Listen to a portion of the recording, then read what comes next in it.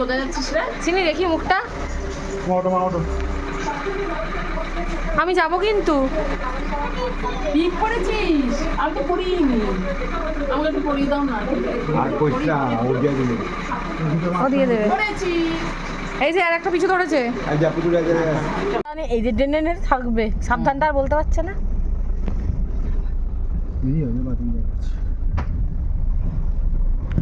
Hello everyone, আমরা বেরাচ্ছি একজনকে surprise দেবো বলে।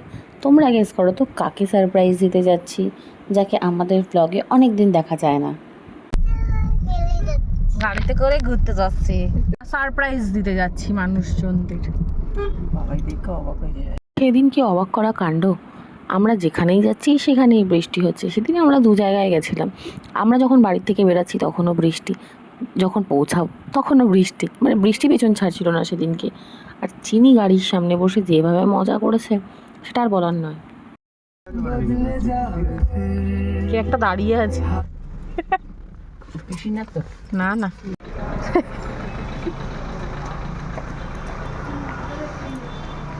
আওয়াজ দিও না, দাঁড়াও না।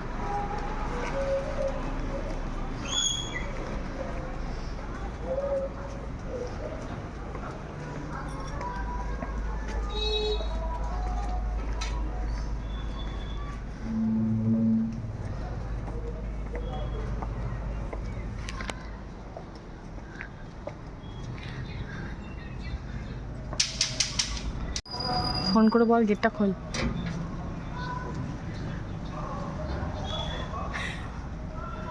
ফোন করে বল গেটটা খোল। তাই শুনতে পারে নাকি? আমি মিনিমাম 5 মিনিট ধরে আকাশকে বলছি যে ফোন করে বল গেটটা খুলতে। ও কোনো মতে বললো না।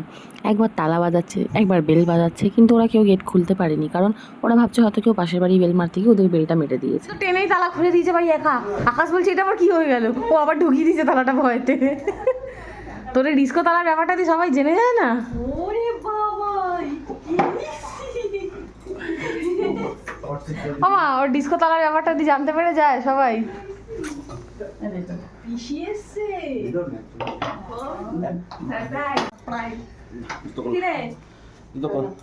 বেচারা ঘুমাতে পারলো না, সারা গাড়িতে জেগে জেগে এসছে।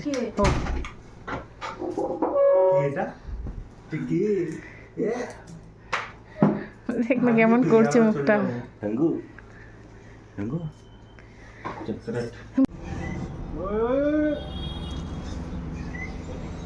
এই টিউবার থেকে বসানো না দাদা?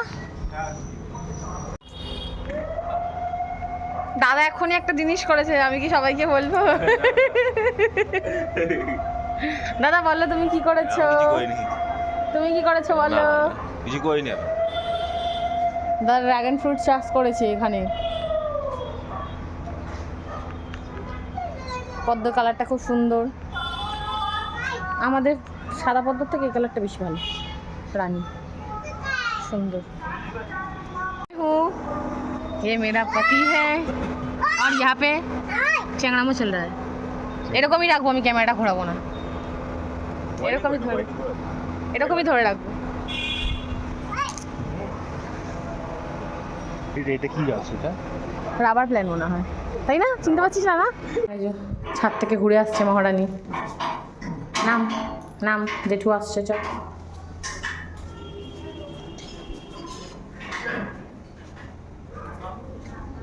বাস আর ঠান্ডা লেগে যাবে বলেছে, আর মাটির পাত্রে জল খায়।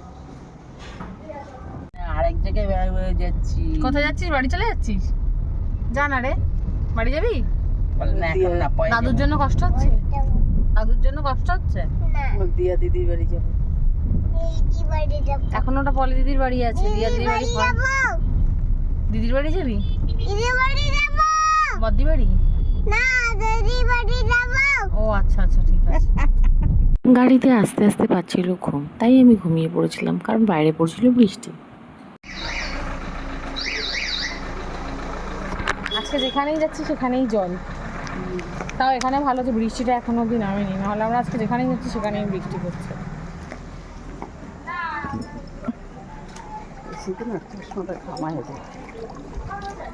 অবশেষে আমরা পৌঁছে গেলাম আমাদের সেকেন্ড ডেস্টিনেশনে। দেখো তো তোমরা চিনতে পারো নাকি, এদেরকে তোমরা অনেকবারই আমার ব্লগে দেখেছো। তো তোমরা যারা চেনো বা জানো অবশ্যই কমেন্ট করবে যে এরা আমার কে হয়।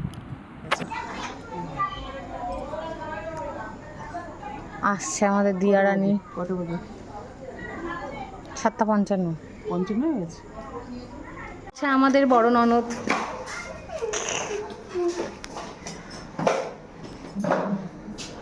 বন্ধ করিস না, বড় বড় খদ্দের আসছে। হ্যাঁ আসুক। দাঁড়াও, ঘুমিয়ে পড়েছে, ওটা ঘুমিয়ে পড়েছে। চিনি আবি আসলে কোথায় এসছে আগে? ও তো হওয়ার পর, ও বিয়ের পর হয়ে গেছে 4 বছর, 4 বছর বাদে। চরণ আগে ঢুকতেছে ও আসছে পিছনে। আমরা এত ছোটখাটো মানুষ তো আমাদের টাইম লাগছে।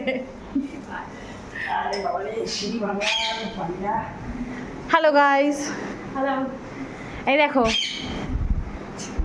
এর আঁকা, এত দারুণ আঁকে। এটা ওর আঁকা, এটা ওয়াটার কালার না? হ্যাঁ, এটা ওয়াটার কালার। দারুণ দারুণ। আর ওই ঘরেও রয়েছে। আমার অবস্থা বিধ্বস্ত হয়ে গেছে। সেকেন্ড ডেস্টিনেশনে যাওয়ার সময় চিনি পুরো ঘুমিয়ে কাত হয়ে গেছিলো, কিন্তু চিনি যেহেতু ফার্স্ট টাইম গেছে, দিদির খুব মন খারাপ হয়ে গেছিলো যে ও চোখ খোলেনি কেন, দিদিকে দেখেনি কেন, দিদি কিছু খাওয়াতে পারলো না। তো আমরা কোনো না কোনো দিন আবার ঠিক চলে যাব, কোনো চাপ নেই। কিন্তু ফেরার সময় চিনির ঘুমটা ভেঙে গেছিলো, এর জন্য আমার খুব রাগ হচ্ছিলো, কারণ আরেকটু আগে উঠলেই দেখাটা হয়ে যেত।